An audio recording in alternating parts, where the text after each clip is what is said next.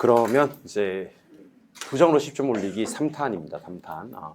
필수 공식 학자 정리인데 그 필수 공식 학자 정리가 3탄인 이유는 1탄은 이제 우리가 암기 코드 그동안 수업 전에 했던 거 한번 어떻게 실제 내용에 접목하는지와 사실 2탄이 시험장에서는 제일 유용하게 쓰일 자료일 수가 있습니다. 2탄은 총정리 자료, 압축 자료라고 생각하시면 되고요. 3탄이 이제 학자 정리와 필수 공식인데 사실은 계산 문제에서 10문제가 나오니까 그 점수로 환산하면 25점이 돼요. 그런데 이 25점이 25점에 그치는 게 아니라 공식을 묻는 문제들이 분명히 이론 문제로 나오기 때문에 이것만 필수 공식 가지고만 해도 한 3, 40점 정도까지 여파가 미칠 수가 있다는 생각을 하셔야 됩니다. 그리고 공식은 사실 시험장 하기 전에 또는 시험장에서 꼭 한번 봤으면 좋겠어요. 그러니까 자기도 모르게 까먹는 경우가 있습니다. 사실 인지하지 못한 상태로. 그런데 생각보다 공식이 많지는 않습니다. 잘 보시면 그 경제론에 보시면 공식이 4개밖에 없어요. 4개밖에 없다니까. 많을 것 같죠? 4개밖에 없다니까. 균형, QD와 QS 같게 만든다. 균형의 이동, QD와 QS 같게 만들어주고 바뀐 QD와 QS를 같게 만들어준다. 그리고 수요함수, 공급함수를 주면서 기울기를 구하라 하면 기Q, P 앞에 있는 숫자분의 Q 앞에 있는 숫자, Q가 위로 올라간다. 요거 하나. 두 번째는 수요와 관련되는 탄력성은 3개밖에 없습니다. 수요에는 가격 탄력성, 소득 탄력성, 교체 탄력성밖에 없는데 가격 탄력성은 가격 변화율분의 수요량의 변화율 반드시 절대값. 소득 탄력성은 소득의 변화율분의 수요량의 변화율 그 결과의 방향이 플러스면 정상제, 마이너스면 열등제. 교체 탄력성은 X제 가격 변화율분의 Y제 수요량의 변화율로 이 둘의 방향이 같은 방향이면 대체제, 반대 방향이면 보완제. 근데 숫자가 4개 나오면서 수요의 가격 탄력성을 최초점을 기준으로 구해봐라. 그러면 원래 변동분 4개를 올리시면 되고요. 중간점 기준으로 탄력성을 구해봐라. 그러면 더해서 변동분 이렇게 하시면 되겠죠. 그리고 거미집 이론 오늘도 해봤었는데요. 거미집 이론 전용 탄력성 구하는 공식으로 기억하시면 되죠. 탄P. 그래서 기울기는 위에 Q가 올라가고요. 탄력성은 위에 P가 올라가니까 탄력성과 기울기의 상관관계는 반비례 관계가 사실은 성립을 합니다. 기Q 탄P, 기Q 탄P 같이 공부하시면 되고 원래 탄력성 구하는 공식 이렇게 구하는 거고요. 거미집 이론 수요함수, 공급함수에도 탄력성 구하는 공식만 탄P로 정리하시면 되겠습니다. 시장론에서 기억하셔야 될 공식 많을 것 같은데 시장론에서는 딱 4개밖에 없어요. 4개.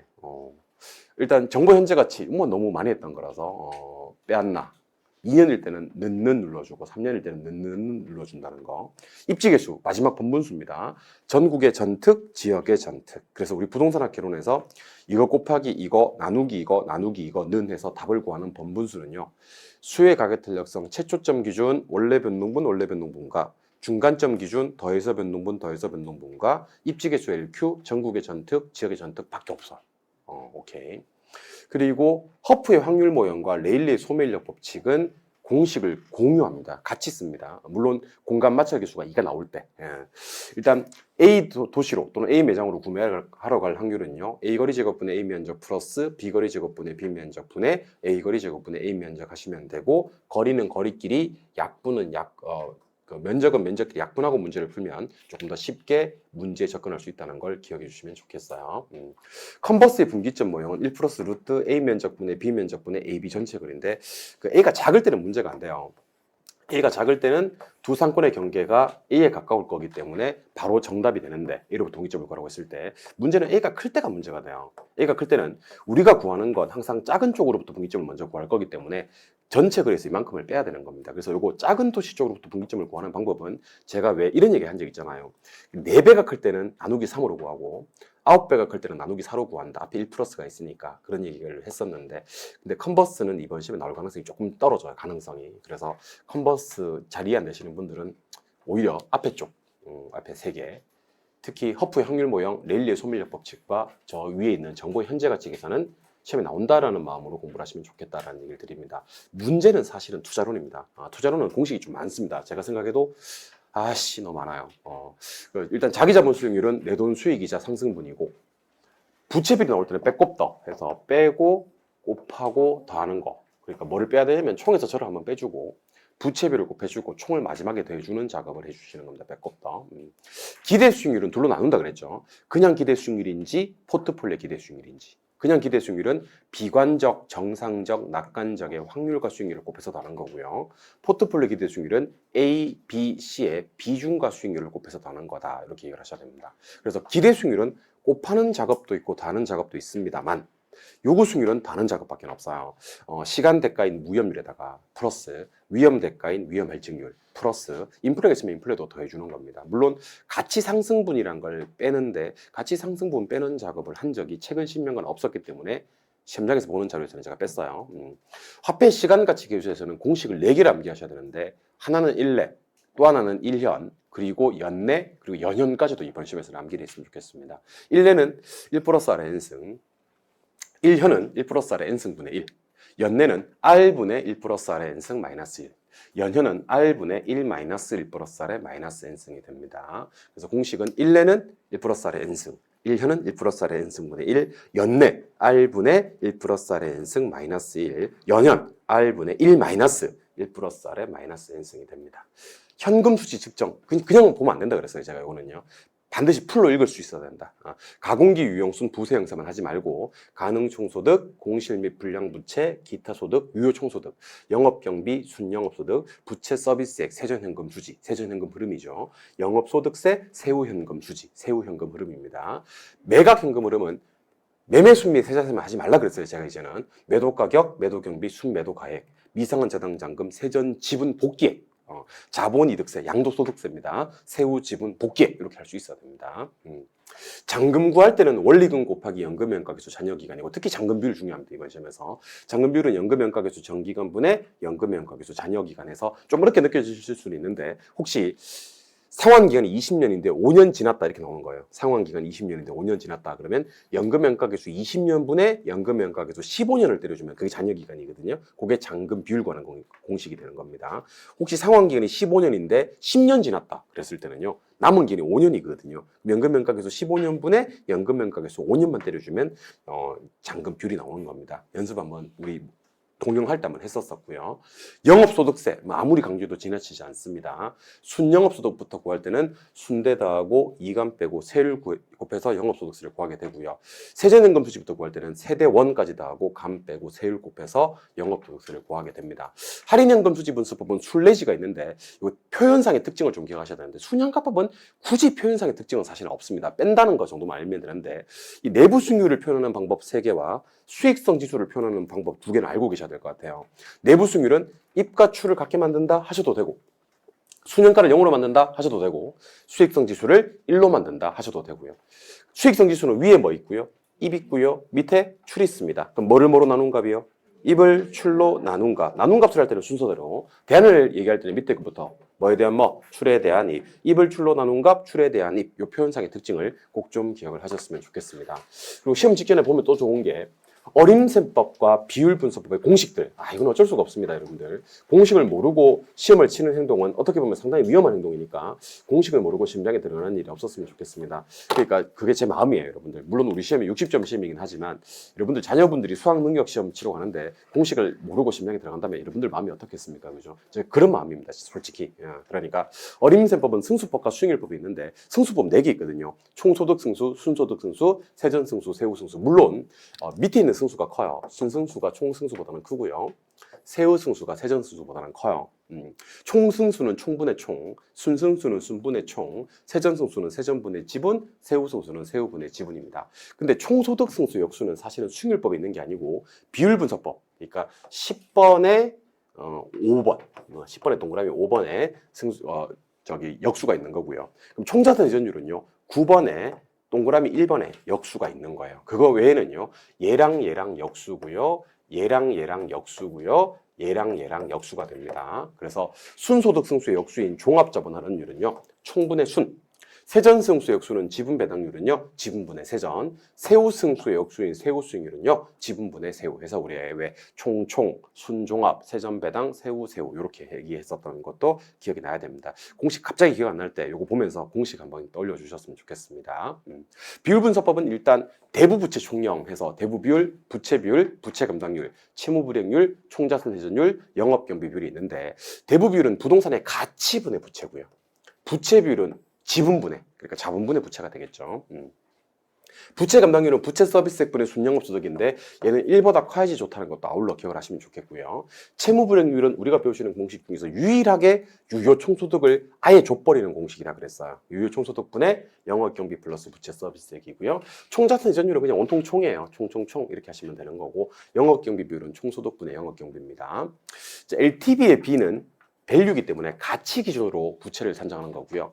DTI의 I는 인컴이기 때문에 소득 기준으로 부채를 구하는 겁니다. 근데 LTV는 바로 부채가 뜨는데 DTI는 부채 서비스액이 떠요. 그 부채 서비스액을 저당상수로 나눠줘야 부채가 뜬다는 것도 기억을 하시고, 요 부채랑 요 부채 중에서 작은 숫자가 답이 된다는 것도 알고 계셔야 됩니다. 요거 기준은 금융위원회에서 정하고요.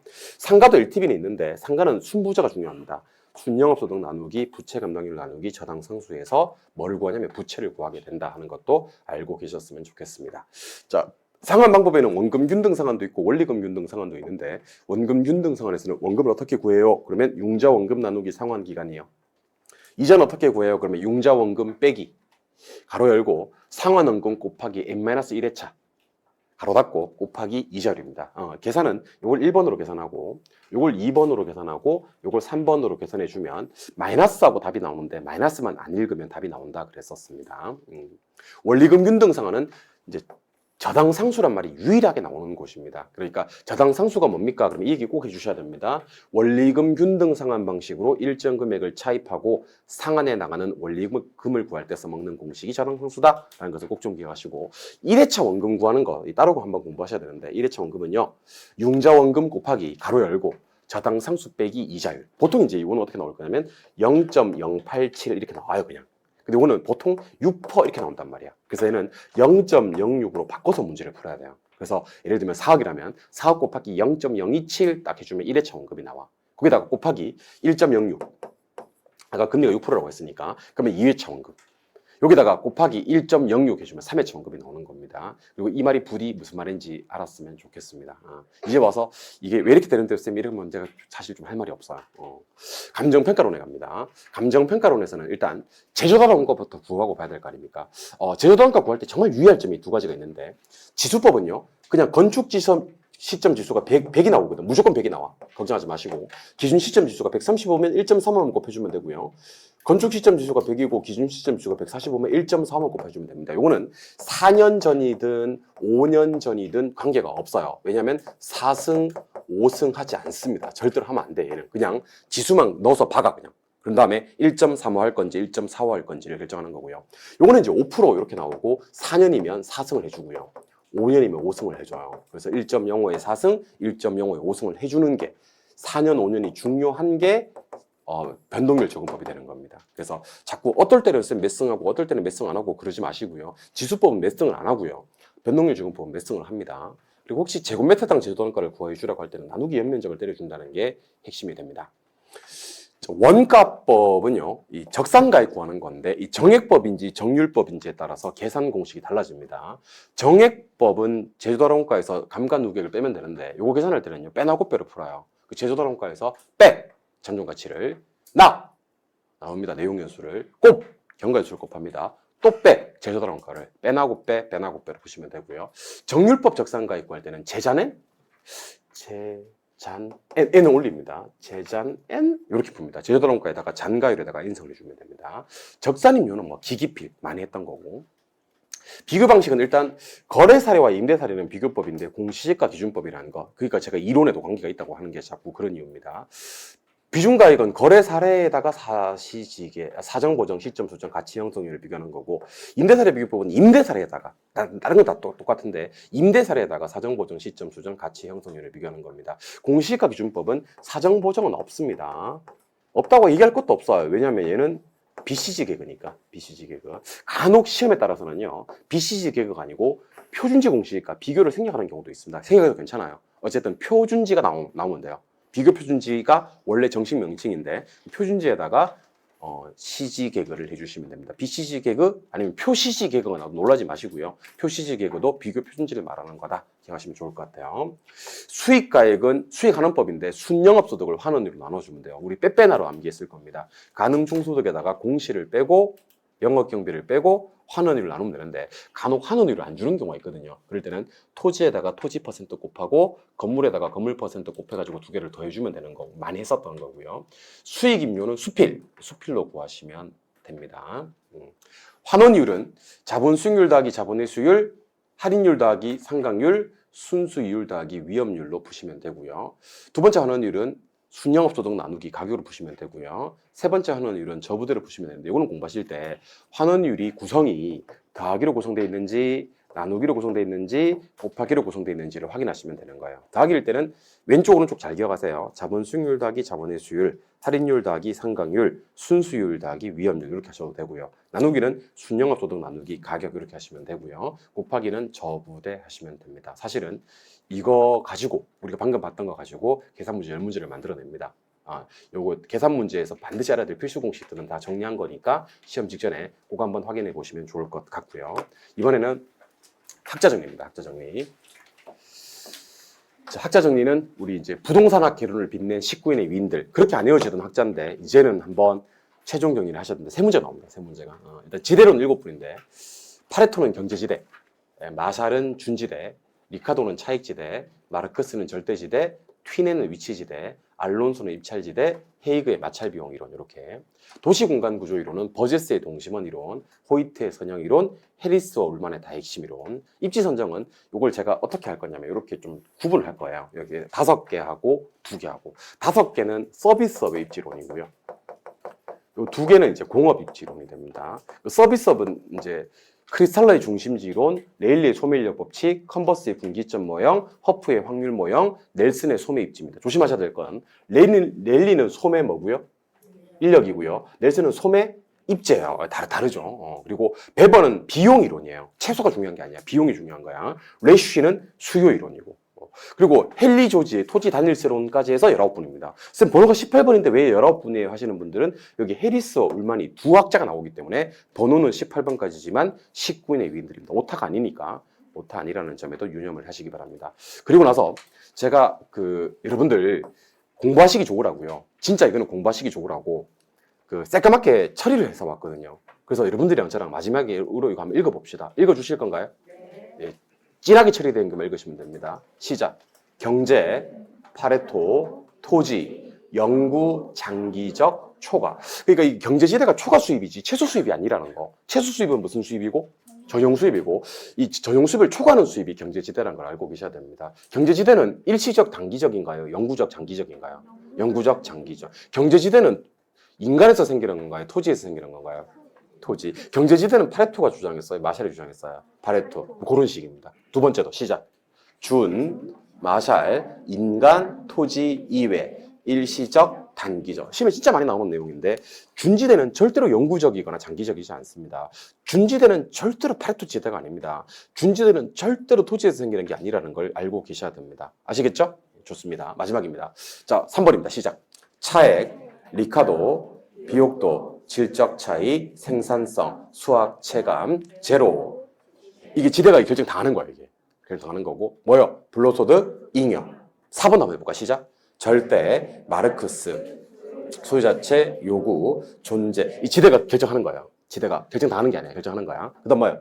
생산비, 비용. 그래서 여러분들 제가 항상 여기 리카도의 차액지대서라고 마르크스의 절대지대서를 설명할 때는요. 왼쪽에다가 차액지대서를 썼고 오른쪽에다 절대지대서를 썼거든요. 제가 마지막으로 말도 안 되는 얘기를 합니다. 저도 이것도 말도 안 되는 소리라고 생각을 하는데 가운데다가 지대를 넣을게요. 가운데다가 지대를 딱 넣고 곡물의 가격. 이게 곡물 가격이 시험에 나올 때는요. 뭐라고 나오기도 하냐면 생산물의 가격이라고 나오기도 해요. 생산물의 가격. 다시. 뭐가요? 곡물의 가격이 시험에 나올 때는 뭐라고요? 생산물의 가격이라고 나오기도 한다고요. 근데 차익지대설에서는요. 곡물의 가격, 생산물의 가격이 지대를 결정해. 근데 절대지대설에서는요. 지대가 곡물의 가격, 생산물의 가격을 결정한다니까. 그래서 저거 다른 건 다 우리가 잘하던데 이걸 좀 약하더라고. 그래서 제가 안 틀리게 하는 방법을 알려드릴 테니까 저를 한번 보세요. 가운데 지대를 위치시키라니까. 가운데 지대를 위치시키고 왼쪽 오른쪽 사이드에다가 곡물의 가격을 위치시키는 거야. 알겠죠? 가운데 누가 있어요? 지대. 왼쪽 오른쪽 사이드에다가 뭐를 위치시키고 곡물의 가격, 생산물의 가격을 위치시키고 차익지대서는 왼쪽입니다. 그럼 누가 누구를 결정하겠어? 곡물의 가격이 지대를 결정하겠지. 맞아요? 근데 절대지대설에서는 가운데 지대가 있으니까 누가? 지대가 곡물의 가격을 결정하는 겁니다. 그래서 여러분들 제가 누구냐면요. 저는 지대예요. 제 이름은 이지대예요. 지대야 한번 해줘. 다 누나니까 괜찮아. 안 말라도 돼. 자, 지대야 해봐요. 네, 지대. 안녕하세요. 저 지대예요. 근데 이제 왼쪽, 오른쪽 사이드에 뭐가 있죠? 곡물의 가격, 생산물의 가격이 있는 거예요. 그럼 차익 지대설을 쓰면 누가 누구를 결정하는 거지? 곡물의 가격이 지대를 결정하는 거예요. 곡물 가격이 화살 표시로 지대를 찔러. 오케이? 그러면 절대 지대설에서는 지대가 맨날 찔리기만 하면 지도 섭섭하고 서운하지 않습니까? 그죠? 그러니까 절대 지대, 나도 뭔 말하는지 모르겠어요, 지금. 그 지대가 곡물의 가격을 결정하는 거지. 이해하셨어요? 그러니까 제가 누구라고요? 저는 이 지대예요, 이 지대. 내 지대인데 왼쪽 오른쪽 사이드에다가 뭐를 위치시키시고 곡물의 가격을 위치시키시고 이게 나도 뭔 말하는지 모르겠지만 차익 지대설에서는 누가 누구를 결정하는 거고 곡물의 가격, 생산물의 가격이 지대를 결정하는 거고 절대 지대설에서는 누가 지대가 곡물의 가격, 생산물의 가격을 결정하는 거다. 누가 누구를 결정하는 거냐? 그러니까 차익 지대설에서는 어디 갔어? 차익 지대설에서는 지대가 결정당하는 거라니까. 생산물의 가격에 의해서. 근데 절대지대설에서는 지대가 생산물의 가격, 곡물 가격을 결정하는 거라니까. 요게 좀 약하더라고 보니까. 그리고 5번 시작. 위치, 튀는 수송비 많이 했었죠. 예. 그리고 6번 입찰, 알론소, 지대지불 능력 최대, 최고, 초과이온, 제로. 기울기는 뭐 이렇게 읽어야 됩니다. 시작. 교사, 운이 교를 사로, 운을 2로 나눈 값이 됩니다. 헤이그는 무슨 비용? 마찰 비용. 가장 강조한 건 교통비. 그래서 우리 부동산학개론 통틀어서 시작. 수송비, 교통비, 운송비 각주하신 세 분 뭐요? 튀, 해, 배. 튀는 위치에서, 헤이그는 마찰 비용 이론에서, 배번은 최소 비용 이론에서. 이번에는 도시 공간 구조론으로 가겠습니다. 역시 진하게 처리되어 있는 부분 한번 읽어주고 공부하는 방법을 제가 알려주는 거예요. 근데 이것도 시간 많이 허비할 수는 없는 거니까. 시작. 동심원, 버제스, 도시 생태학, 침입, 경쟁, 천입. 잠깐만. 도심. 중심 업무지구를 도심이라고 하거든요. 도심에 가깝게 누가 살아요? 저소득층. 이유는 뭐예요? 순서가 5개니까 뭐예요? 중전, 저고통. 물론 시험에 나올 때 전이지대는 점이지대로 나올 겁니다. 2번 한번 읽어볼게요. 시작. 호이트, 교통축, 교통망, 교통노선, 부채꼴, 세기형. 잠깐만요. 교통노선에 가깝게 호이트의 선형 이론에 따르면 누가 입지하는 겁니까? 고급주택이 입지합니다. 3번 시작. 다핵심, 해리스, 울만, 그리고 부도심이 처음으로 등장합니다. 그러니까 앞에 동심원 이론과 선형 이론에서는 부도심이 나올 수가 없는 거죠. 도심만 나와야 되는 겁니다. 시작. 동종, 유사는 집적. 집적과 똑같은 말이 뭐 모인다, 양립한다, 집중한다 이런 말이 나오고요. 두 번째 거 시작. 이종, 상반, 비양립. 이종이나 이해가 상반의 업종들은 비양립, 분산, 분리, 흩어져서 입지하는 거고 특정 시설이나 위치의 필요성, 지대지불 능력의 차이도 참고를 해주셨으면 좋겠습니다. 자, 입지 선정 이론으로 가도록 할게요. 일단 1번부터 갈게요. 시작. 크리스탈러 중심지 이론. 크리스탈러의 중심지 이론에서 나오는 단어들만 보시면 돼요. 시작. 재화의 도달 거리, 최소 요구치. 뭐가 달라지면? 중심지 규모가 달라지면 상권의 규모가 달라진다는 걸 처음으로 실증하신 분이 크리스탈러의 중심지 이론입니다. 근데 문제 푸시다가 뭐 재화의 도달 거리, 최소 요구치, 중심지 달라지면 상권 규모 달라져요 하면 크리스탈러의 중심지 이론이다 하고 넘어가셔도 돼요. 두 번째 시작. 레일리의 소매 인력 중력 법칙입니다. 얘는 어디에 비례하고 어디에 반비례하는지가 중요한데요. 도시 인구나 크기에는 비례, 거리 제곱에는 반비례. 항상 큰 도시 쪽, 작은 도시 쪽. 작은 도시 쪽에 가깝게. 그래서 A가 있다만 하고 B가 있다만 할 때는요. 상권의 경계는 B에 가깝게 형성이 되고요. A가 있다만 하고 B가 있다만 할 때는 상권의 경계는 A에 가깝게 형성이 돼요. 작은 도시 쪽에 가깝게 경계가 형성이 된다는 걸 알고 계셔야 할 것 같아요. 3번 시작. 컨버스, 분기점, 경계 지점 모형. 이 시간 나올 때는요. 컨버스 분기점 모형은 분기점 이렇게 잘 안 주더라고. 두 가지 단어로 나옵니다. 경계 지점이라는 말을 주고요. 레일리의 소매 인력 법칙, 소매 중력 법칙을 수정했다. 그래서 이 이론이 레일리 이론이 아니다라는 얘기를 하고 싶어서 레일리 소매 중력 법칙을 수정했고 경계 지점 제시한 사람이 누굽니까? 그러면 컨버스의 분기점 모형 이렇게 해주실 수 있어야 될 것 같습니다. 4번 시작. 허프 확률 모형, 수거변. 그러니까 확률을 결정하는 요소가 수거리 면적인데요. 시험에 한 번 더 나올 수도 있어요. 뭘 낼 수가 있냐면 공간 마찰 계수. 제가 공간 마찰 계수는 저항값이라 그랬죠. 이 저항값은 교통 조건이 시작, 양호, 전문품일수록 작고요. 교통 조건이 불량, 일상용품, 온몸으로 저항을 합니다. 저항값이 커진다 이렇게 얘기를 했었죠. 기억나시죠? 5번 시작. 넬슨은 소매 인력이 아니고 소매 입지입니다. 몇 가지 원칙? 8가지의 원칙. 점포가 어느 장소에 입지하면 좋은지 8가지 원칙을 제시했고, 우리 암코로 기억할 때는 넬팔 이렇게 해서 넬스는 8가지 원칙 제시했다. 이렇게 이해하시면 된다 그랬습니다. 6번 시작. 배번은 비용인데요. 무슨 측면이죠? 공급 측면입니다. 수송비와 임금은 최소가 되는 게 좋죠. 집중력은 최대가 되는 게 좋죠. 근데 뭐니 해도 가장 강조한 건 뭐라는 거? 수송비라는 거 알고 계셔야 되겠죠. 레시.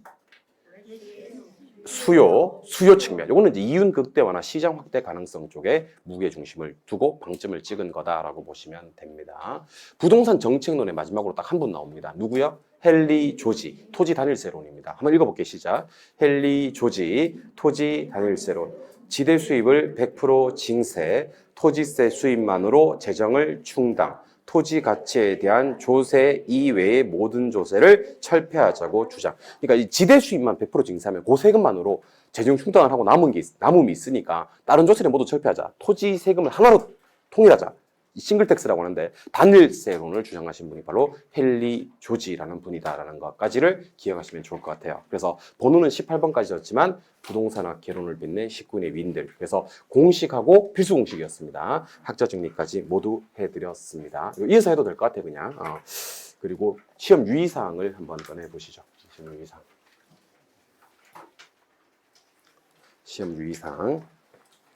시험 유의사항은 시험장 갈 때 가지고 들어갈 필요는 없습니다. 그 전까지 우리 시험장에는 6장 가지고 들어가거든요. 우리 암코 2장, 그다음에 압축 자료 총정리 2장, 그리고 아까 제가 보내드렸던 오늘 마지막으로 했던 그 필수 공식이랑 학자 정리. 지금 마지막 선물 같은 거예요. 여러분들한테 마지막으로 드리는 선물 같은 거고, 시험 유의사항은 일단 요 얘기를 먼저 좀 할게요. 그 시험 한 3, 4일 남았을 때 공부를 정말 열심히 합니다. 갑자기 3, 4일 전부터 정신을 차린 거야. 그런 사람이 있거든요. 내가 그동안 왜 놀았지? 시간 하루만 더 있었으면 좋겠네 하면서 3, 4일 전부터 정말 열심히 공부를 해서 과목별로 10점을 올릴 수 있느냐? 저는 힘들다고 봐요. 시험 3, 4일 전부터 열심히 공부해서 각 과목별로 다 10점을 올릴 수 있느냐? 힘들다고 봅니다. 근데 시험장 당일날 최상의 컨디션이면 저는 10점 과목별로 전부 다 10점 올릴 수 있다고 봐요. 여러분들 왜 어떨 때는 문제가 정말 잘 풀릴 때가 있을 거고요. 어떨 때는 문제가 잘 안 풀릴 때가 있을 건데 저는 컨디션이라고 보거든요. 강연하는 사람들도 마찬가지입니다. 그래서 강연하는 사람들도 컨디션을 유지하는 거, 컨디션 조절하는 건 상당히 중요한데 그래서 컨디션, 시험 당일날 최상의 컨디션을 유지를 해주셔야 됩니다. 근데 시험 당일날 최상의 컨디션을 유지하는 방법이 우리가 물리적으로는요. 시험 전날 전날입니다. 충분한 숙면을 취하는 방법이 시험 당일 컨디션을 유지하는 데 가장 좋은 방법입니다. 근데 막상 시험 전날 잠이 잘 안 오는 경우가 많습니다. 그래서 보통 한 일주일 전부터 기상 시간을 좀 당겨요. 기상 시간을 좀 당겨서 한 30분? 1시간 정도 당겨요. 원래 일찍 일어나는 사람들은 관계없어요. 쌤, 나는 원래 11시에 자. 관계없어요. 쌤, 나는 늦어도 12시 전에 자. 관계없어요. 조절을 따라할 필요 없어요. 그냥 그렇게 살면 돼요. 근데 2시에, 3시에 주무시는 분들 계시거든요. 시험 새벽 2시에, 3시에 약간 위험합니다. 왜냐면 시험 원래 새벽 2시, 3시에 주무시는 분들은 시험 전날에 자칫 잘못하면 서너 시가 돼버린단 말이에요. 긴장해서 못 자면. 그래서 이건 좀 위험하기 때문에 기상 시간을 1시간 정도 당겨서 취침 시간을 당겨주셔야 됩니다. 한 2, 3일 전부터, 일주일 전부터 꼭 한번 이 연습을 하셔야 됩니다. 그리고 중요한 건 뭐냐면 우리가 시험 치는 시간만 얘기를 드리면 9시 30분부터 4시 20분까지인데 여기 4시 20분까지 내가 일주일 전부터는 깨 있어야 돼요. 항상 내가 awake 하고 있어야 됩니다. 내가 잠자고 있으면 안 됩니다. 어떤 습관이 있는 분들이 계시냐면 오늘처럼 그러니까 학원에 나오시는 분들 기준으로 오전에 수업을 듣고 집에 가서 대충 식사를 하고 반드시 낮잠을 주무시는 분들 계시더라고요. 낮잠이 안 좋은 게 아닙니다, 여러분들. 저희도 낮잠을 자는 쌤들이 있거든요. 체의대 잘 잡니다, 여러분들. 고탕시험도 다 잘 자는데 낮잠이 문제가 되는 건 아닌데 시험 일주일 전에는 낮잠을 절대로 주무시면 안 됩니다. 그러니까 시험 치르시는 시간 9시 반부터 4시 20분까지는 시험 일주일 전에는 내가 깨 있어야 돼요. 우리가 이제 예전에는 이걸 바이오 리듬 중 생체 리듬이라고 했었는데 그것까지 어렵게 갈 필요는 없고요. 갑자기 문제 풀 때쯤 되면 머리가 멍해지면서 이렇게 잘 안 풀리는 경우가 아마 낮잠 주무시는 시간에 걸릴 수가 있다는 겁니다. 뇌는 그때 자고 있어야 되거든요. 근데 내가 지금 계속 뇌를 깨워서 공부를 해야 되는, 시험을 쳐야 되는 그런 상황이거든요. 그래서 아까 제가 기상 시간 1시간 땡겨서 컨디션 조절하라고 했지 않습니까? 그죠? 그러면서 아침 일찍, 1시간 일찍 일어나고 낮잠을 2시간 자버리고 이러면 안 된다는 겁니다. 절대로 잠이 와도 잠자는 시간을 당겨서 조절을 하시는 거지 낮잠을 주무시면 안 된다. 이거 리듬 맞추셔야 되고요. 그 다음에 시험날 볼 자료를 미리 정해 놓으시는 게 좋습니다. 정리해 놓으라는 말은 미리 정해 놓는 거죠. 사실 뭐 시험 당일날은 공부는 잘 안 됩니다. 사실은 미리 말씀드립니다만 볼 시간도 많이 없고요. 그런데 머리를 예열하는 차원이니까 개론 같은 경우는 정할 필요가 없습니다. 제가 6장 그러니까 2장씩 3번 자료를 나눠드렸으니까 그거 들고 가시면 되고요. 민법도 자료 하나 정해 놓으시면 좋습니다. 근데 사실은 1차보다는 2차가 공부할 시간이 생각보다 많습니다. 그러니까 1차 시험을 치면 어느 정도 긴장이 약간 해소가 돼요. 1차 시험 치고 나면. 그리고 1차 과목에 비해서 2차 과목은 약간 이해보다는 암기 파트가 조금 더 많습니다. 1차에 비해서는 2차가. 1차가 암기할 게 없다는 얘기는 아니지만. 그래서 사실은 1차 시험 치고 약간 뭐 이렇게 요기를 좀 하고 뭐 샌드위치 같은 거 좀 먹고 그렇게 식사 좀 하고 시간이 조금 남을 때 그때 2차는 좀 효과가 좀 클 수 있거든요. 직전에 보는 거다 보니까. 그래서 시험장에서 어떤 자료를 보면 좋을지를 미리 한 일주일 전부터는 정해 놓으시는 것을 원칙으로 하시기 바랍니다. 준비물은 이제 제가 따로 얘기 안 드려도 준비물은 잘 하시겠습니다만은 저는 준비물 3개를 추가해 드릴 거예요. 그러니까 원래 여러분들이 알고 계신 준비물 말고 일단 수정 테이프요. 수정 테이프. 수정 수현이 줘봐. 이거 줘봐. 그거 말고 좀. 예. 이거 한 개, 2개 필요 없는데. 아무튼 이게 이제 수정 테이프인데요. 수정 테이프를 저는 반드시 2자루 정도를 준비했으면 좋겠어요. 이건 중요합니다. 수정 테이프는. 중요하고 요걸 갖다가 꼭 뭘로 해야 되냐면 한번 써봐야 돼요. 이게 새 거 가져가시면 안 돼. 꼭 써봐야 되고 어느 강도일 때 그 수정 테이프가 잘 나오는지 한번 꼭 연습해 보셔야 됩니다. 여러분들 시험장에 가시면 답안을 바꾸는 사람들이 있거든요. 큰일 나요, 여러분들. 왜 답안 바꿔요? 수정 테이프 없어서 그래요. 그러니까 74번까지 마킹했는데 75번 마킹 잘못하면요 수정 테이프 없으면 답안을 바꿔야 된다니까.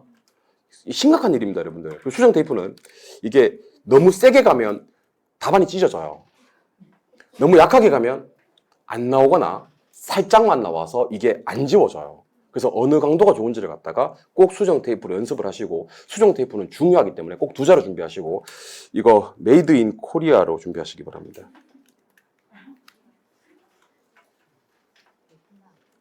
베트남? 베트남 좀 애매한데. 아무튼 저기 메이드 인 코리아로 준비 안 써져 있네. 아무튼 뭐 이걸 준비하셔가지고 좀 잘 나오는지 좀 확인하셔야 될 것 같고요. 2번째는 우리가 시험 치르시는 게 잠깐 저를 한번 보세요. 시험 치르시는 게 우리가 그 동영 익숙하신 분들 모든 자료가 그래요. 옆으로 넘기는 것보다는 이렇게 넘기는 게 익숙해져 있단 말이에요. 이렇게 넘기는 거 맞지? 이렇게 넘기는 게 좋아 안 좋아?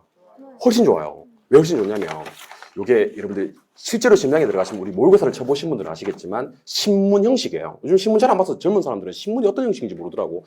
옆으로 넘기는 거예요.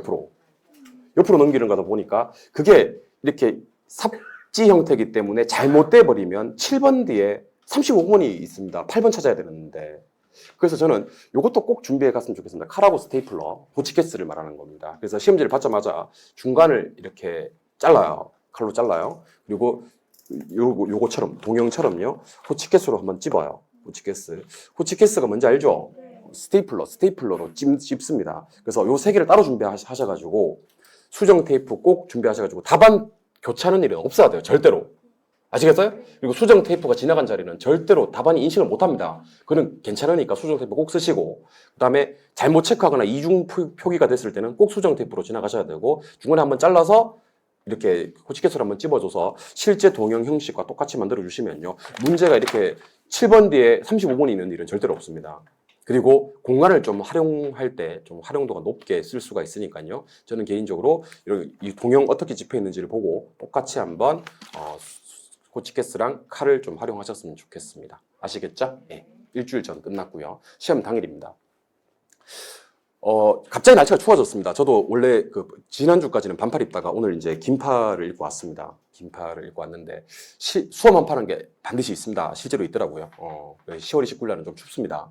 그래서 제가 옛날에는 일찍 가라고 했었는데 요즘 코로나 때문인지 뭐 때문인지 모르겠는데 교문을 좀 늦게 열더라고요. 그래서 이렇게 5시에 가고 그러면 안 돼. 5시에 가면 안 돼. 저는 개인적으로 1차 입실 시간이 9시까지거든요. 시험은 9시 반에 시작하지만 9시 입실 시작이니까 1시간 전 8시에 도착하는 걸로 하셔야 될 것 같습니다. 너무 거기서 벌벌 떨 필요는 없을 것 같습니다. 1시간 전에 가면 안정적으로 문은 열려 있으니까. 그래서 혹시 시험 당일날 조금 교재를 보거나 이렇게 당일날은 뭐 보고 싶다면 집에서 보고 8시에 맞춰서는 출발해야 될 것 같습니다. 거기서 괜히 벌벌 떨 필요가 없는 겁니다. 쓸데없이 벌벌 떨 필요가 없는 겁니다. 그리고 혹시나 싶어서 하는 얘기인데 그 컨디션 조절을 하라고 했음에도 불구하고 너무 걱정이 돼서 잠을 못 주무시는 분들은요. 그래도 눈을 감고 있어야 됩니까? 아니면 세수하고 일어나야 됩니까? 눈을 감고 있어야 됩니다. 그래도 눈을 감고 있어야 됩니다. 간혹 그 4시 반, 5시까지 잠을 자기를 실패하신 분들은요. 4시 반쯤에 벌떡 일어납니다. 씻습니다. 책을 봅니다. 그리고 8시까지 맞춰서 가서 시험 치다 보면요. 나중에 힘들어요. 눈을 감고 있어야 됩니다. 눈을 감고 1시간이라도 주무시는 게 좋습니다. 저는 개인적으로 그렇게 생각합니다. 그러니까 컨디션 조절을 하면 잠이 잘 수 있는데 하여튼 1시간이라도 주무셔야 됩니다. 너무 긴장하지 않으셔도 됩니다. 그러니까 1시간 전에 도착을 해서 시험 직전 시간은 옆에서 뭐라고 하든지 간에 꼭 활용하셨으면 좋겠습니다. 이게 머리 예열하는 데 효과가 상당히 큽니다. 여러분들 저기 그 부동산 학계로는 1번, 2번, 3번이 총론이란 말이에요. 총론은 뭐 싸움인지 아세요? 총론은 머리가 예열됐느냐 안 됐느냐 싸움이에요. 총론은 다른 걸 좀 풀고 오면 보여 답이. 근데 처음에 바로 헐레벌떡 뛰어오면 잘 안 보이거든요. 그것 때문에 하는 거예요. 머리를 좀 예열해 놓고 따뜻하게 만들어 놓고 문제를 풀면 바로 총론 1번, 2번, 3번을 답을 체크할 수가 있거든요. 그러니까 뭐 그 직전 시간에 미리 준비해 갔던 자료를 본다는 건 새로운 뭔가를 알기 위해서라기보다는 머리를 좀 예열하자는 측면이니까 시험 직전 시간은 꼭 활용을 하시는 것을 원칙으로 하시고요. 그 다음에 리마인드라는 말에 대해서 좀 말씀을 드리겠습니다. 9시에 이제까지 입시를 합니다. 그죠? 9시에 감독관이 들어와요. 시험지 들고. 9시에 감독관이 들어와서 한 30분 정도 시간이 있단 말이에요. 그때 이제 뭐 감독관이 결시인을 이렇게 쓰고 뭐 시계 좀 보고 뭐 그다음에 뭐 사람 몇 명 왔는지 이런 거 확인하고 한단 말이야. 시험지 배부하기 전이지. 그때 이제 자기 혼자만 들을 수 있는 목소리로 한번 읊조려 보는 게 괜찮습니다. 자, 잘할 수 있어. 그리고 틀린 거 옳은 것으로 잘못 보지 말자. 옳은 거 틀린 것으로 잘못 보지 말자. 아니면 R분의 1 플러스 R의 n승 마이너스 1. 아니면 가공기 용순 보세 형세. 자기가 자주 실수하는 부분. 자기가 좀 암기가 좀 덜 됐던 부분 이런 것들을 갖다가 아니면 자기 자신한테 희망이 되는 말들 이런 것들을 자기 자신만 들을 수 있는 목소리로 한번 읊조려 보는 거 괜찮습니다. 그러니까 그게 긴장을 해소하는 데 상당히 효과가 커요. 그러니까 혹시 뭐 이렇게 뭐라고 해야 되지? 내가 좀 자신감이 좀 결여됐다 그러면 자신감 갖자. 할 수 있어. 너 할 수 있어? 이종할 수 있어? 이렇게 한번 읊조려 보는 거 리마인드 해 보는 거 괜찮습니다. 그 다음에 시험지를 배부받았습니다. 보통 9시 30분에 시험지를 배부하는 경우는 없습니다. 보통 한 5분에서 10분 정도 전에 시험지를 나눠주면서 뭐라고 하냐면 인쇄 상태를 확인하라고 할 겁니다. 혹시 이렇게 인쇄가 안 된 부분이 없는지 그때가 좀 중요한데 그 인쇄 상태를 확인할 필요는 없어요. 왜냐하면 우리나라는 금속활자를 만든 나라예요. 금속활자 알아요? 직지심경. 그 구텐베르그보다 100년이 앞섰어요. 우리나라 인쇄 기술은 전 세계적인 수준이니까 인쇄 상태를 확인할 필요는 없고 그렇다고 시험 문제를 풀 수 있느냐? 풀 수도 없어요. 왜 풀 수 없냐면 간혹 이렇게 교수님들 중에서 이걸 시험지를 배워봤자마자 풀어라 이렇게 하시는 분들이 계신데 풀 수는 없는 게 아침에 감독관들이 교육을 세게 받고 와요. 요즘에는요. 왜 세게 받아요? SNS 때문에 그래요. 그러니까 A 교실에서 어떤 감독관은 시험지를 먼저 나눠줬는데 풀게 했고 B 교실에서는 감독관이 못 풀게 했다 이렇게 되면 원칙을 어긴 사람이 오히려 피해를 보게 됩니다. 그 사람 괜히 하루 일당 받고 가기 싫은 거 억지로 끌려가서 감독하고 했다가 괜히 이상한 송사에 말리게 된단 말이에요. 그래서 아마 제 느낌에는요. 풀고 있으면 와서 지랄할 거예요. 풀지 말라고 하는데 왜 푸는 겁니까? 안 그래도 긴장되는데 감독관한테 아침부터 지적질 당하고 나면요. 그 다음부터는 기분이 더럽고요. 긴장이 더 되고 그렇다니까요. 그러니까 뭐 풀지 말라고 하면 안 푸는 것도 저는 방법이라고 생각을 해요. 제 개인적으로는요. 근데 인쇄 상태를 확인할 공식적인 시간이 있단 말이야. 그때 개론 같은 경우는 뭐를 한번 해보시면 좋냐면 요거 한번 세보는 거 좋아요. 계산 문제 몇 개 나왔는지. 요거 셀 정도 시간은 돼요. 그러니까 자 보세요. 인쇄 상태 확인하라고 했지 않습니까? 감독관이. 자 그럼 넘깁니다. 그러면 아마 첫 번째 면은 계산 문제 한 개 있거나 없을 거야. 두 번째 면부터 자 세는 거야. 하나 계산 문제. 자 둘. 한 손은 넘기고. 자 셋. 자 넷. 5개. 또 넘기고 6개, 7개 그렇게 세면서 대충 뭐는 찍어놔야 되냐면 요 계산 문제가 나왔구나. 요 중에서 대충 느낌 와. 풀 수 있는 거랑 풀 수 없는 걸 구분해내는 건 좋아요. 왜냐하면 머릿속에 그 개념이 있는 사람이 시험 막판에 계산 문제 푸는 거랑 아예 그 논점 자체, 계산 문제 어떻게 나왔는지조차 모르는 사람이 시험 마지막 시간을 보내는 논점은 좀 다르거든요. 그러니까 계산 문제 몇 개 나왔는지, 그리고 이 중에서 풀 수 있는 계산 문제는 몇 개인지를 한번 세보는 거. 민법은 사실은 문제를 봐가지고는 풀 수 있다 없다의 판단이 안 서요. 그래서 개론의 전반적인 난이도, 계산 문제 보면서 한번 확인해 보는 것은 좋은 방법일 수 있다라는 얘기를 드려봅니다. 아시겠죠? 예. 그리고 시간 배분과 답안 작성인데 아무리 강조해도 지나치지 않습니다. 제가 항상 추천해 드리는 것은 개론하고 민법이 이렇게 있으면 개론 20개, 민법 20개, 반 정도를 먼저 푼다라는 느낌이 상당히 중요합니다. 반 정도를 먼저 푼다. 반 정도 먼저 풀 때 유의할 점이 3가지가 있습니다. 자, 절 보시고요. 요거 한번 읽어주세요. 기억 뭐죠? 순서대로 풀지 말자. 좀 읽어주세요. 자, 시작. 순서대로 풀지 말자. 절대로 순서대로 풀 필요가 없는 겁니다, 여러분들. 왜 1번부터 풀어? 1번이 어려우면 1번부터 안 풀어도 돼. 그러니까 순서대로 풀지 말자. 첫 번째 원칙. 두 번째 원칙 시작. 다 풀지 말자. 다 못 풀어요, 여러분들. 80문제를 다 풀려고 하다가 사단이 생기는 거거든요. 다 풀 필요 없습니다. 어느 정도 풀었으면 넘어가도 되고 나중에는 찍는 거야. 난이도 상자리 문제는 어차피 찍거나 푸나 결과는 달라지지 않습니다. 이거는 철칙입니다, 여러분들. 다 풀지 말자. 세 번째가 제일 중요한 건데, 세 번째 디귿 시작. 헷갈리는 문제 고민하지 말자. 이거 한 번 더 읽어주세요. 시작. 한 번만 더 할게요. 시작. 우리가 이제 달콤한 시간은 빨리 지나가거든요. 달콤한 시간은 원래 빨리 지나갑니다. 그러니까 여러분들 혹시 어떤 영화를 봤는데 영화 2시간짜리야. 근데 그 영화가 너무 재밌으면요. 30분 지난 것 같은데 자막이 올라갑니다. 아, 그게 달콤한 시간이죠. 재밌었다는 거예요. 그리고 우리가 신혼 때 기억납니까? 안 날 거예요. 왜냐하면 그 달콤한 시간은 빨리 지나가거든요. 시험장에서는 어떤 시간이 달콤한 시간이냐면, 자, 1번, 2번, 3번 읽었더니만 다음 중 가장 틀린 것을 찾으라고 했는데 오라. 확실히 오라. 이거는 때려 죽어도 오라. 근데 4번 아니면 5번이야. 이런 경우가 있단 말이야. 요때 갑자기 고민하는 사람들이 생깁니다. 자, 지금부터 하는 얘기 잘 들으셔야 됩니다. 4번, 5번을 고민했을 때 답과 4번, 5번 중에 아무거나 찍었을 때 답이 차이가 없어요. 시험장에서 철칙은 뭐냐면 고민해서 찍은 거랑 그냥 막 찍은 거랑 차이가 없는 게 철칙입니다, 여러분들. 시험장 나올 때까지 처음에 딱 볼 때 고민됐던 문제는요, 절대로 해결되지 않습니다. 이건 철칙입니다. 그리고 해결됐다 손 치더라도 답도 아닐 가능성이 상당히 높습니다. 그러니까 그 달콤한 시간, 그게 4분, 5분 가버려요. 4분, 5분 갔는지도 몰라요. 내가 지금 4번 아니면 5번이라고 고민했는 시간이. 그 시간만 아껴도 우리는 상당히 시간을 절약할 수가 있거든요. 그러니까 20문제 풀 때, 자, 다시 한 번 더. 순서대로 풀지 말고요. 다 풀지도 말고요. 20문제 풀면 되니까 일단은. 그리고 헷갈리는 문제 고민하지 말자가 철칙입니다. 그리고 한 12문제씩 더 풀어줘요. 12문제씩. 이걸로는 합격 못하니까. 그리고 8문제씩 남았으면 이거는 찍어요. 부족한 번호로. 그러니까 1번부터 5번까지 정답이 골고루 8개일 거니까 찍는다. 찍으나 푸나 차이가 없습니다. 다 풀 필요가 전혀 없는 겁니다. 그래서 여러분들 8개는요. 까치밥으로 남겨. 우리 조상들은 감나무에 감을 딸 때 다 따지 않았답니다. 반드시 한두 개 남겨놨답니다. 까치밥으로. 조상들의 지혜를 실제 시험에서 활용해 주셨으면 좋겠습니다. 다 풀지 않는다. 요거는 출제위원들 난이도 상자리로 어렵게 낸 문제 찍는다라는 생각을 기본적으로 하시고, 부족한 빈도가 낮은 번호로 밀었을 때는 오히려 풀었을 때보다는 효과는 더 좋다 하는 생각을 하셔야 됩니다. 그리고 그러면 8개 남겨놔야 될 게 어떤 거냐면요. 일단 너무 어려운 계산 문제를 얘기하는 겁니다. 맞는 건 몇 개인가? 표를 해석하는 긴 지문, 자신 없는 파트, 처음 보는 문제, 시사 문제 이런 것들은 나중에 풀거나 끝까지 풀지 않으셔도 관계없다 하는 생각을 하셔야 됩니다. 그리고 답안 작성, 답안 작성 상당히 중요한데 틈틈이 하는 게 좋습니다. 그리고 답안 작성이 끝나고 나면 못 푼 문제는 빈도가 가장 낮은 한 번호 밀기, 이게 또 핵심이 됩니다. 일단 저를 한번 보시죠. 저는 개인적으로 이건 제 문제 푸는 습관인데, 저는 1번에 정답이 4번이면 4번 마킹 바로 했었거든요.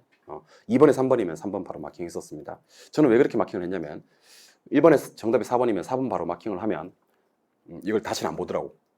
마킹이 돼 있으니까. 그래서 나중에 생각이 바뀔 수도 있잖아. 생각 바뀌면 큰일 나, 이게. 바꾸면 틀리는 게 또 철칙입니다. 또 그리고 두 번째는 다시 볼 시간은 없습니다. 근데 이게 좀 부담이 되시는 분들은 한 면을 풀고 답안 작성을 해놓으셔야 됩니다. 저는 답안 작성은 틈틈이 하는 걸 처칙으로 좀 봅니다. 그리고 80개를 한 번에 답안을 작성하는 건 저는 진짜 반대입니다. 오류가 너무 많이 생겨요. 80개를 한 번에 마킹하는 건. 요즘에 감독관이 아침에 교육을 세게 받는다 그랬죠. 요즘에 어떤 일이 발생하는지 압니까? 한 교실에서 한 모양에서 2명 정도는 꼭 답안 제출을 못해요. 옛날에는 어땠냐? 옛날 얘기 좀 해드릴까요? 옛날 얘기는 요분이 재랍환자 있는데 답안을 갖다가 종땡 쳤는데 답안 작성을 계속 하고 있는 거예요. 옛날에는 감독관이 기다려줬어요. 아니면 뺏어가거나. 요즘에는 뺏어가지 좋지 않습니다. 다른 사람 거둡니다. 주세요? 안 줘? 그럼 다른 사람 거둡니다. 그러고 나서 이 사람이 이제 답안 작성을 다 하고 오지 않습니까? 줍니다. 그러면 이 사람이 수험번호 확인하고 나서 1차 감독관이 2차에 또 들어오는 거 아세요? 똑같은 사람이 들어옵니다. 들어와서 아까 답안 늦게 낸 사람 있잖아요. 그죠? 그 사람 집에 가라 그래요. 1차 시험 무효됐으니까 집에 가라 그래요. 그렇게 안 하면 어떻게 돼요? SNS 올라가요. 우리 교실에서는 봐줬다. 시험 종료 시간이 5분 지났는데 받아줬다. 이렇게 되는 거예요. 그놈의 인스타그램, 트위터, 페북, 이런 거, 카카오, 단체 카카오톡 이런 거, 단톡방 이런 것 때문에. 그러니까 옛날에는 그런 약간 미덕이라든지 이런 게 좀 있었는데 요즘에 한 개도 없어졌어요. 그냥 그 시험 무효된다니까. 근데 혹시 마킹이 그래도 몇 개라 그래도 내가 문제 푼 만큼이라도 돼 있다면 그걸로 어떻게 뭐 이렇게 승부를 볼 수 있는 거잖아요. 1년 농사를 그렇게 망치시는 건 아닌 것 같아요. 답안 작성은 저는 틈틈이 하는 걸 원칙으로 하셨으면 좋겠다는 얘기를 드립니다. 그리고 제가 이 얘기를 또 꼭 한번 해드릴게요. 95분. 자, 95분 차이는 끝나 있어야 돼요. 뭐가? 답안 작성까지. 답안 작성까지 끝나 있어야 돼. 95분 차에 답안 작성을 하는 게 아니에요. 자꾸 이게 문제를 풀고 있어. 95분 차에 계산 문제를 풀고 있다니까. 그러면 안 돼요. 95분 차에 답안 작성까지 끝나 있고, 그럼 나머지 5분 동안 뭘 해야 되는지 알려드립니다. 지금부터. 정해드립니다. 95분 차까지 답안 작성이 끝나 있어야 돼. 나머지 5분 동안에 뭘 해야 되냐면, 시험지에 체크되어 있는 정답과 답안에 체크되어 있는 정답이 일치하는지. 첫 번째. 두 번째는 이중 표기된 게 없는지. 세 번째, 더 중요한 겁니다. 비어져 있는 부분이 없는지. 이런 거 확인하는 겁니다. 네 번째. 자, 잘 들으셔야 됩니다. 마지막에 개론 8개 못 풀고 민법 8개 못 풀고 합격할 수 있을 것 같아? 없을 것 같아? 있어요. 개론 8개 못 풀고 민법 8개 못 풀고 합격할 수 있습니다. 유일한 방법입니다. 개론 8개 못 풀고 민법 8개 못 풀고 조금 좋은 성적으로. 여기서 말하는 건 낙점이 아닙니다. 좀 좋은 성적을 합격하는 방법은요. 부족한 번호로 한 번으로 밀어야 됩니다. 진짜 부족한 번호. 그는 과목별로. 개론 만약에 3번이나 2번이 부족해. 눈 질끈 감고 2번으로 밀든 3번으로 밀든 한 번으로 쫙 밀어야 됩니다. 그리고 반드시 한 번에 민 걸 시험지에 체크를 하고 와야 돼요. 그러니까 2번으로 밀기로 했어. 2번이 지금 안 풀었어. 그러면 2번 체크하고 시험지에 2번 체크. 그리고 7번이 또 안 풀었어. 2번 마킹하고 시험지 체크하고 와야 돼요. 나중에 어떤 사람들이 있냐면 시험지에 체크를 안 하고 그냥 마지막에 밀기만 밀고 시험장을 놔버리는 거지. 그래서 나중에 채점해 보니까 몇 개가 모자라는 거지. 그래서 사실은 여러분들이 시험장 나올 때 뭐 가지고 올 수 있어요?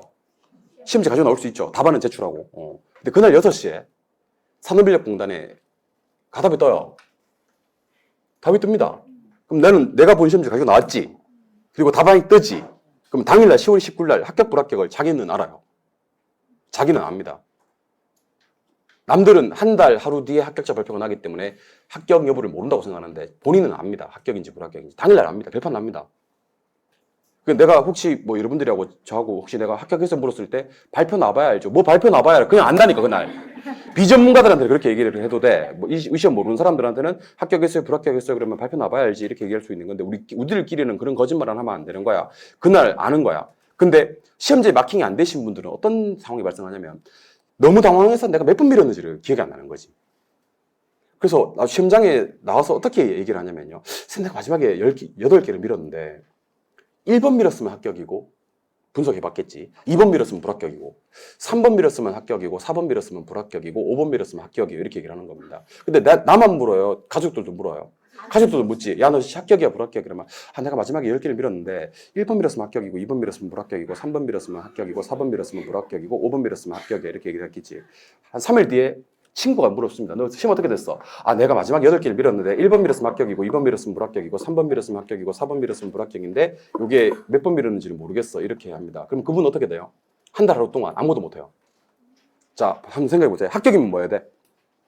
실무 준비하든지 아니면 다른 이제 이 시험은 합격했으니까 다른 그 향후를 도모를 해야 되겠지. 불합격이면 어떻게 해야 돼? 공부를 안에 더 할 건지 아니면 이쯤에서 그만해야 될 건지를 결정해야 될 거 아닙니까? 자기 인생에서 한 달 하루가 사라집니다. 단지 뭐에 안 해와서? 시험지에 내가 몇 번 밀었는지 마킹을 안 해와서. 자기 인생에서 한 달 하루가 사라진다니까? 물론 그거 없이도 놀라운 성적으로 합격하신 분들은 관계없습니다. 그게 다 맞아도 불합격이신 분들도 관계가 없습니다. 근데 이것 때문에 왔다 갔다 대부분 그럴 거예요, 아마도. 마지막에 미룬 거. 시험지 체크해야 됩니다. 그래서 마지막 5분 동안에는 그런 거 하는 거예요. 시험지 체크되어 있는 정답과 마킹되어 있는 정답이 일치하는지, 비어져 있는 부분은 없는지, 이중 정답 표기가 되어 있는 부분은 없는지, 그리고 내가 답안에 작성한 걸 시험지에 다 체크했는지 안 했는지, 1번 정답 몇 개인지, 2번 정답 몇 개인지, 모품 뭔지 미는 것까지를 갖다가 우리가 좀 해주셨으면 좋겠다. 95분 차에 미비된 동작을 완료하자라는 얘기를 드려봅니다. 이거는 좀 기억을 하셨다가 꼭 좀 적용을 해주시면 좋겠습니다. 5번째는 놀라운 집중력에 대해서 소개를 좀 해드리겠습니다. 혹시 시험 경험이 있는 분들이 계실 겁니다. 이 중에서 시험 경험이 있는 분들한테 제가 그런 얘기를 많이 물어봅니다. 시험을 치러 가면 계산기 두드리는 소리가 들리는 경우가 있거든요. 그거 신경 쓰입니다. 근데 계산기 치는 소리, 옆 사람이 계산기 치는 소리를 안 듣는 방법이 있거든요. 내 시험에 집중을 해버리면 그게 안 들려요. 이거 경험해봐야 하는데. 그리고 놀라운 집중력을 발휘하게 되면요, 자기 능력에 숨어있는 20%를 좀 더 끌어올 수가 있습니다. 이거는 경험을 해봐야지 아는 건데 경험이 있는지 모르겠네요. 예를 들어볼게요. 그러니까 지금처럼 동형 모의고사를 치를 때 문제를 풀었어요. 답도 4번 체크하고요. 스스로 너무 대견한 거죠. 왜냐하면 내가 이것도 풀구나. 와, 이제 내가 완전 대박 났구나. 이제 풀었어. 그래서 너무 스스로 대견해서 자기 스스로를 칭찬해주고 쉬는 시간에 옆 사람이 놀라는 겁니다. 너 이것도 맞췄네? 맞췄어. 어떻게 풀었어? 하고 얘기를 하려고 하니까 못 풀겠어요. 자, 같은 사람이 크게 시차가 나지 않는 차이가 별로 그러니까 차이가 별로 없는 기간을 두고 어떨 때는 풀고 어떨 때는 안 풀고, 이게 집중력의 차이라고 저는 보거든요. 집중했을 때 보이는 거, 집중 안 했을 때는 안 보입니다, 여러분들. 그게 놀라운 집중력의 차이입니다. 그 집중력을 발휘를 했을 때는요, 옆 사람이 뭘 해도 안 들려요. 옆 사람이 어떤 짓을 해도 안 들립니다, 여러분들. 온통 자기 시험에만 집중을 한번 해보시기 바랍니다. 그러니까 남은 기간에 모의고사를 치건 공부를 할 때는요, 놀라운 집중력, 계속 자기 스스로 외쳐도 좋습니다. 자, 집중하자. 놀라운 집중력을 발휘하시면 자기 능력의 20% 능력치가 더 발휘가 된다라는 생각을 하시기 바랍니다. 놀라운 집중력 중요합니다. 저는 개인적으로 작업 같은 거 하고 있을 때는 딸내미가 와서 뭔 얘기를 해도 못 들어요. 안 들려. 놀라운 집중력을 발휘한 거예요. 그럼 능력치보다 한 20% 능력치는 더 끌어올 수 있다니까. 그리고 두 번째는, 혹시 내가 놀라운 집중력을 발휘하려고 하는데 주변에 방해 요소가 있습니다. 그죠? 그럴 때는요, 중요한 말입니다. 능동적 제거를 해야 됩니다. 수동적 제거가 아닙니다. 능동적 제거를 해야 됩니다. 무슨 말이냐면, 제가 우리가 시험 자리를 배정받다 보니까 맨 앞자리를 배정받은 거예요. 그럴 수 있겠지? 근데 이제 감독관이 심심합니다, 여러분들. 1시간 40분 동안 여기 할 일이 없다고. 그래서 중개사 시험에는 뭐가 나오나? 퇴직하고 중개사나 한번 공부해볼까 하면서 시험지를 쳐다보는 경우가 있습니다. 그럼 이 사람은 신경 쓰이겠지, 그죠? 그래서 시험 망치는 경우도 있거든요. 뭐라고 해야 돼요? 보지 말라고 해야 돼요. 제가 집중하는데 방해가 되니까 좀 정중하게. 감독관님 죄송한데 제가 제 시험지를 보시니까 제가 이렇게 제 집중력이 흐려져서 그런데 안 봤으면 좋겠습니다. 이렇게 얘기를 하면 그 사람 보겠습니까? 안 보겠습니까? 근처도 안 갑니다. 나중에 문제가 될까봐. 이 사람이 그렇게 얘기했음에도 불구하고 보지 말라고 내 좀 더 벌 거야 막 이렇게 하진 않는다는 거지. 절대로 안 봅니다, 여러분들. 그러니까 그게 부담이 되거나, 그러면 보지 말라고 해야 됩니다.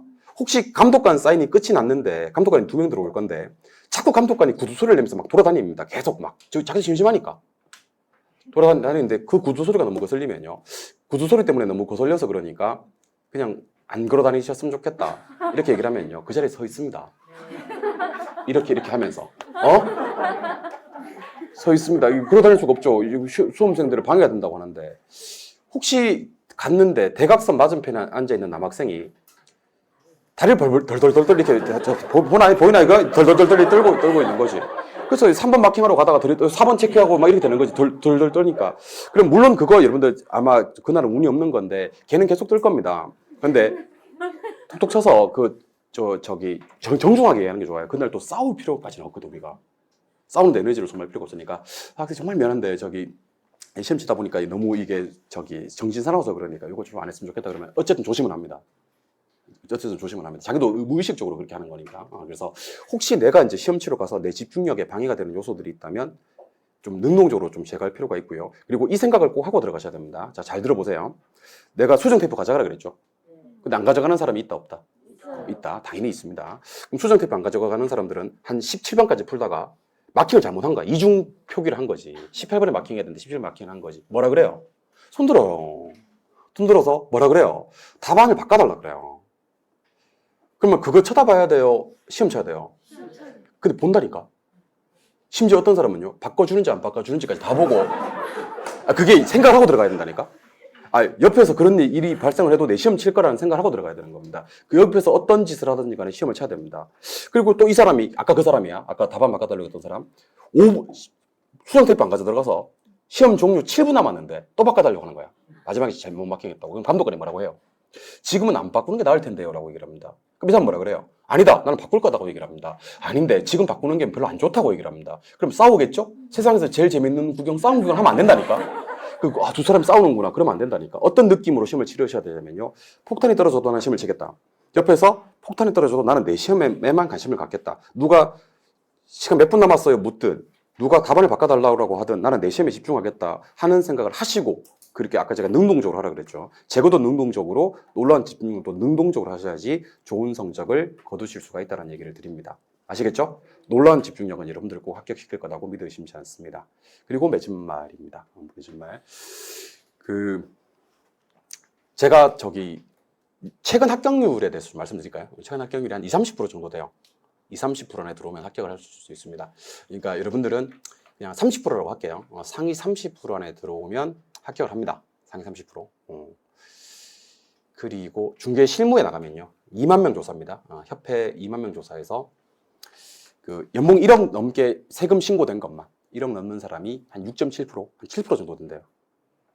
세금 신고 1억 넘게 신고된 사람이 아마 더 벌 거예요. 근데 이제 세금 신고된 게 1억 넘는 사람이 7%. 그 다음에 8천만 원 넘는 사람이 또 7%. 그래서 대기업 연봉 이상을 받는 사람들이 한 14%에서 15% 정도 되나 봐요. 연봉. 근데 그분들은 이제 어쨌든 요 30%를 통과한 사람들이거든요. 요 30%를 통과한 사람들이 또 그 중에서 경쟁을 해서 또 15% 안에 들면 일단 뭐 중개업으로는 보란듯이 성공한 사람으로 저를 만났을 때도 쌤 잘 지내십니까? 저는 잘 되고 있습니다. 라고 할 수 있는 그런 상태라는 겁니다. 저는 저한테 결혼 배우신 분들이 적어도 이 30% 안에는 능이 될 거라고 믿어 의심치 않고요. 그리고 이건 당연히 견뎌내실 거고, 요 남은 기간 당연히 견뎌내실 거고, 이름표를 써서 죄송하지만 제 새끼 같은 사람들이 실무에 나가셔서도 한 15% 안에 될 거라고 믿어 의심치 않습니다. 그러니까 나한테만 특별히 닥친 고난이나 불행이 아니니까 이 정도는 능히 한번 견뎌내셨으면 좋겠습니다. 제가 좋아하는 말입니다. 이거 상당히 좋아하는 말인데 3번이죠. 꿈을 가진 사람에게 시간이 흘러간다는 건 그 꿈에 한 걸음 더 가까워진다는 의미입니다. 그러니까 여러분들은 합격이라는 꿈이 있고요. 오늘부터 하루하루 이제 정말 카운트다운에 들어갈 겁니다. 그 꿈에 한 걸음 더 가까워지고 있다 하는 생각으로 마무리를 하셨으면 좋겠습니다. 놀라운 집중력을 발휘하셔서 부디 합격하시기를 기원합니다. 제가 원래는 악수를 해드리려고 했었는데 악수보다는 그냥 앉아 계시면 제가 손으로 이렇게 한번 쳐드릴게요. 이게 시험이 얼마 안 남아서 혹시라도 저게 될까봐, 코로나 이런 문제가 생길까봐. 그래요. 손으로 한번 쳐드릴 테니까 그렇게 마무리를 하는 걸로 하시죠. 우리 놀라운 집중력 발휘하셔서 합격하시기를 진심으로 기원합니다. 동영상으로 들으시는 분들도 대단히 고생 많이 하셨고 합격의 영광이 여러분들과 함께 하시기를 기원합니다. 진짜 두 손 모아서 합격을 진심으로 기원합니다. 우리 합격하고 크게 웃으면서 한번 보는 날을 기약해 보겠습니다. 2022년도 33회 강의는 모두 중강하도록 하겠습니다. 우리 웃으면서 봐요. 합격할 준비 되셨죠? 네. Are you ready? 합격하고 보도록 하겠습니다. 우리 2022년 과정은 모두 중강하도록 하겠습니다. 그동안 정말 고생 많이 하셨습니다. 수고하셨습니다.